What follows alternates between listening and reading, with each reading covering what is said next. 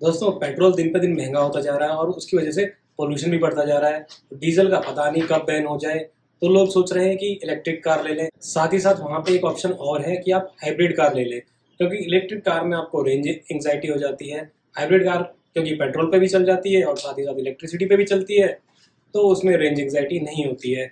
तो आज की वीडियो में हम यही डिस्कस करेंगे कि हाइब्रिड कार अच्छी हैं या इलेक्ट्रिक कार ज़्यादा अच्छी हैं और कौन सी कार आपको कब प्रेफर करनी चाहिए। दोस्तों मेरा नाम है धीरज पाराशर और मुझे कार और बाइक चलानी बहुत पसंद है। मुझे कार्स और बाइक के बारे में बात करना भी बहुत पसंद है और आज के टॉपिक में हम क्लियर कर देंगे कि हाइब्रिड अच्छी हैं या इलेक्ट्रिक अच्छी हैं। देखिए, सबसे पहले स्टार्ट करते हैं इलेक्ट्रिक व्हीकल्स के साथ। अगर इलेक्ट्रिक व्हीकल का सेम मॉडल आप लेते हैं तो इनके जो कॉस्ट प्राइस है उसके अंदर आपको लगभग 4 लाख रुपए का डिफरेंस मिलेगा। मतलब कि electric vehicle petrol vehicle same variant 4 lakh महंगा पड़ेगा। तो इस केस में अगर आप अपने लाइफ टाइम में, अपनी व्हीकल के लाइफ टाइम में 4 लाख रुपए रिकवर कर लेते हैं और इससे ज़्यादा बचा लेते हैं, तब तो इलेक्ट्रिक लेने में फ़ायदा है। आप अब कहोगे कि यार इन्वायरमेंट को भी तो फ़ायदा पहुंचता है इलेक्ट्रिक लेने में, उसके बारे में बात करेंगे कि इन्वायरमेंट को एक्चुअली फ़ायदा पहुंचता भी है या नहीं पहुंचता है। तो दोस्तों पहले हम हाइब्रिड कार्स के बारे में बात कर लेते हैं। देखिए, हाइब्रिड कार अगर सेम सेगमेंट सेम मॉडल आप लेते हो, अगर पेट्रोल में और हाइब्रिड में डिफरेंस देखो तो लगभग 2,60,000 का डिफरेंस आता है। एग्जाम्पल के तौर पे आप टोयोटा हाईराइडर को देख लीजिए, उसका एस वेरिएंट है जो पेट्रोल में 14 लाख का आता है एक्स शोरूम प्राइस, और अगर उसको आप हाइब्रिड में लेते हो 16,60,000 का आता है एक्स शोरूम प्राइस। तो एक्स शोरूम प्राइस पे ही कैलकुलेशन कर ले तो 2,60,000 का डिफरेंस आता है। वहीं इलेक्ट्रिक पे सेम कैलकुलेशन करते हैं तो 4 लाख का डिफरेंस आता है। तो देखिए, इलेक्ट्रिक शुरू में खरीदने में महंगी पड़ती है। चलिए आप इनका रनिंग कॉस्ट कंपेयर कर लेते हैं। अगर आप हाईराइडर जैसी गाड़ी को पेट्रोल पे चलाते हो तो ये 12 की एवरेज देती है, यानी कि पर किलोमीटर कॉस्ट 8.33 रुपीज़ आता है। अगर इसी को आप अगर हाइब्रिड में चलाते हो तो ये 22 की एवरेज देती है, यानी कि पर किलोमीटर रनिंग कॉस्ट 4.33 रुपीज़ आता है। तो यहाँ पे सीधा सीधा आपके 4 रुपये बचते हैं। इलेक्ट्रिक में बात करें तो इलेक्ट्रिक अगर आप इलेक्ट्रिसिटी पे चलाते हैं तो वो लगभग 1 रुपये किलोमीटर पे चल जाती है। अगर सेम सेगमेंट की गाड़ी, क्योंकि ज़्यादातर इलेक्ट्रिक कार्स छोटी हैं, पंच को ले लीजिए, पंच 1 रुपये किलोमीटर चलती है, और अगर पंच को आप पेट्रोल में चलाते हो तो वो लगभग 6 रुपये किलोमीटर के आसपास की चलेगी। तो वो भी आपका 5 रुपये उधर सेव करती है। तो दोस्तों दोनों ही कैलकुलेशंस को हम अब इजीली कर सकते हैं, क्योंकि आप पर किलोमीटर हाइब्रिड पे 4 रुपये बचा रहे हो, इलेक्ट्रिक पे 5 रुपये बचा रहे हो। हाइब्रिड पे आपने 2,60,000 रुपये एक्स्ट्रा दे रखे हैं और इलेक्ट्रिक पे आपने पूरे 4 लाख रुपए एक्स्ट्रा दे रखे हैं। और दोस्तों हम टाइम वैल्यू देखेंगे पैसे की 10 साल के लिए, क्योंकि अगर आप यही 2,60,000 रुपये एफडी में डालते और उधर इलेक्ट्रिक कार का 4 लाख रुपए एफडी में डालते तो 7% के हिसाब से 10 साल में डबल हो जाता। कम से कम मतलब 7% तो आप कमा ही लेते, क्योंकि एफडी 7% का रेट ऑफ इंटरेस्ट दे रही है। तो हम कैलकुलेशंस के तौर पे 2,60,000 को 5,20,000 मांगेंगे 10 साल के लिए और 4 लाख को 8 लाख मानेंगे 10 साल के लिए। ठीक है, और हम पूरा जो कैलकुलेशन है वो 10 साल के लिए करेंगे। अब दोस्तों 10 साल में आपको कितनी गाड़ी चलानी पड़ेगी कि अपनी आप कॉस्ट रिकवर कर लो। तो हाइब्रिड में बात करें, 5,20,000 बचाने के लिए 5 रुपये के हिसाब से आपको लगभग 1 लाख किलोमीटर इसको चलाना पड़ेगा।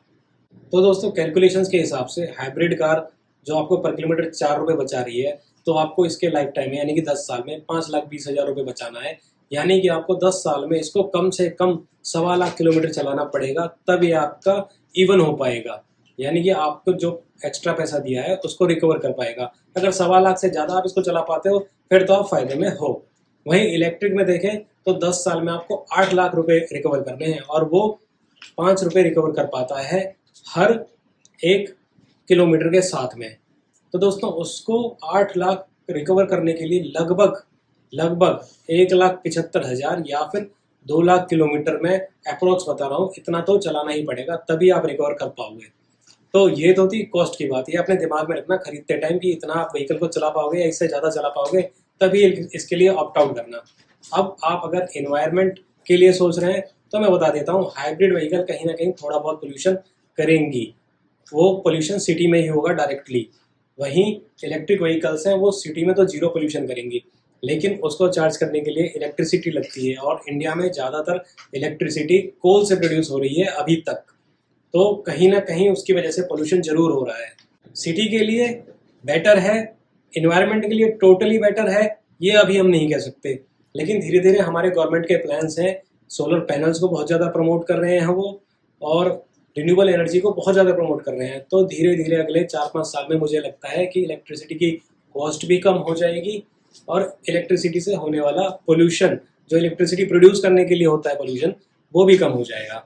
तो इन्वायरमेंट के हिसाब से इलेक्ट्रिक व्हीकल बेशक अच्छी हैं, हाइब्रिड व्हीकल पेट्रोल और डीजल से ज़्यादा अच्छी हैं। अब मेरा वर्डिक्ट ये है दोस्तों, क्योंकि हाइब्रिड व्हीकल्स में आप पेट्रोल डलवा लेते हैं और ये चलाते हुए चार्ज हो जाती हैं और उस टाइम आपकी एवरेज को बढ़ा देती हैं, पोल्यूशन को कम कर देती हैं, रेंज एंग्जाइटी ख़त्म हो जाती है। पेट्रोल डलवाने में सिर्फ 5-10 मिनट लगते हैं। तो उस हिसाब से हाइब्रिड व्हीकल्स ज़्यादा अच्छी है और इनकी कॉस्ट को रिकवर करने में भी आपको इन्हें बहुत ज़्यादा चलाने की ज़रूरत नहीं है। 1.25 लाख पे कॉस्ट रिकवर हो जाती है। उससे ज़्यादा जो भी चलाओगे वो आपके लिए बेनिफिट होगा। दूसरी तरफ अगर इलेक्ट्रिक व्हीकल्स को देखें तो इनमें रेंज एंग्जाइटी होती है। 400-450 किलोमीटर ज़्यादा से ज़्यादा ये चल सकती हैं, बहुत ही बेस्ट वाली आप अगर ले रहे हो तो। उसके बाद भी अगर इसको आप तेज चलाते हो तो 50-60 किलोमीटर और कम चलेगी। और अगर वहाँ पे चार्जिंग स्टेशन अवेलेबल नहीं है तो आप फंस जाओगे बुरी तरह से। इनको चार्ज करने में अगर आप घर के चार्जर से चार्ज कर रहे हो तो ओवरनाइट चार्जिंग में लगाना पड़ता है। अगर इलेक्ट्रिसिटी की प्रॉब्लम हो गई तो गाड़ी अगले दिन चार्ज भी नहीं होगी।